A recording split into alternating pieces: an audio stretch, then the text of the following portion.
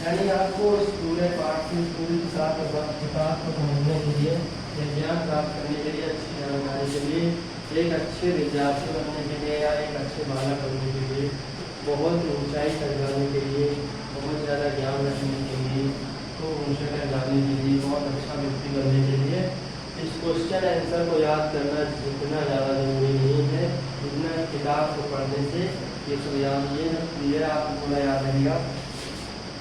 जैसे कि इस पूरे गांव के बारे में आपको पता है, आपको इस पूरे गांव के बारे में पता है, ठीक है, पूरे गांव के बारे में जैसे पता है तो आपसे कुछ भी पूछा जाएगा तो आप बता दोगे ना? नहीं बता पाओगे? नहीं बता पाओगे? जैसे पूरे गांव के बारे में पता है, जैसे आपसे कुछ पूछा जाएगा तो बता नहीं पाओगे कुछ भी।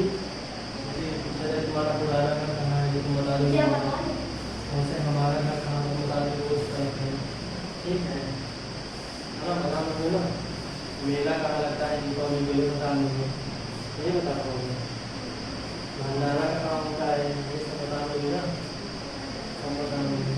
इसी प्रकार से जब पाठ पूरी तरीके से जब पाठ पढ़े रहोगे तो जो छोटे छोटे क्वेश्चन पूछे जाएंगे उसको भी बता दोगे। और उसी प्रकार से इस पाठ को पूरी मेहनत के साथ पढ़िए।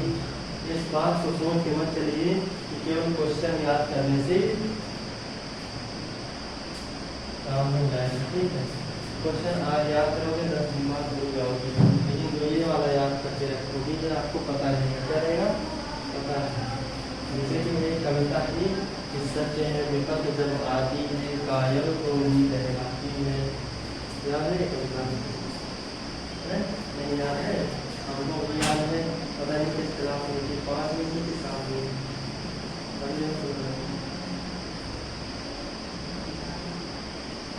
सच्चे है विपत्ति जब आती है कायर को नींद रहती है, सूरमा नहीं विचलित होते, क्षण एक नहीं धीरज को होते, विघ्नों को गले लगाते हैं, कांटों में राह बनाते हैं।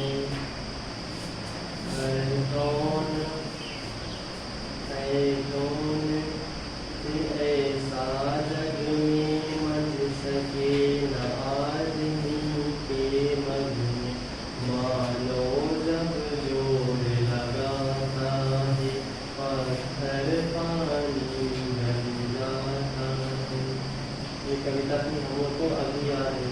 तो इस तरीके से अगर हम कोई इस कविता इस पूरे पाठ के क्वेश्चन अगर याद किए होते क्या होते, अगर इस पूरे पाठ के क्वेश्चन अगर याद किए होते तो ये जो है हमें याद रहता था।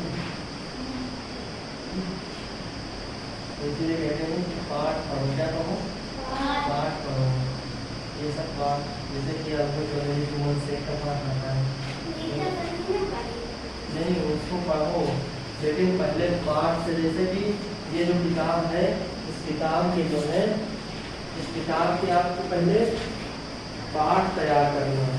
इस किताब को जब इसको बहुत बार पढ़ोगे इसके बारे में हर एक चीज़, यानी आपको अगर आपने ये लाइन पढ़ी है कि चंदनपुर नाम का एक नगर था, इस लाइन पढ़ी है तो इस लाइन का आप मतलब समझिए, इसमें कहा क्या गया है, इसका उद्देश्य क्या है, इसको हमें समझाने के लिए क्या उद्देश्य है।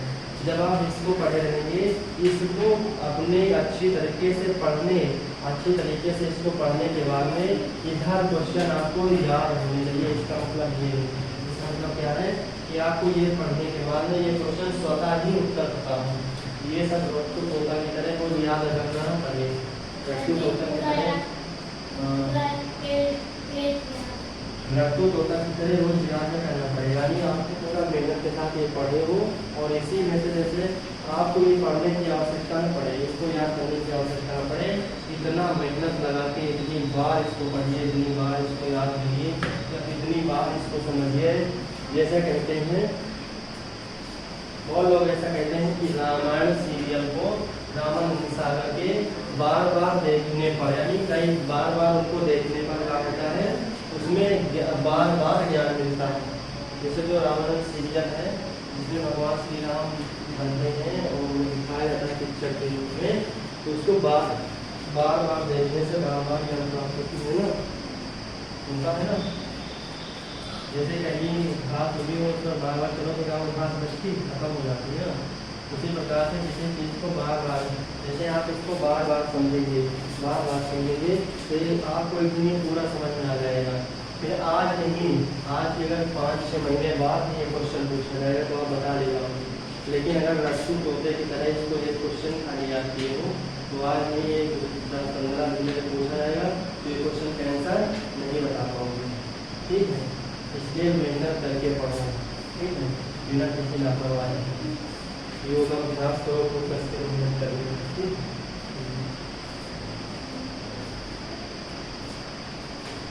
और किसी को पूछना हो तो बताओ।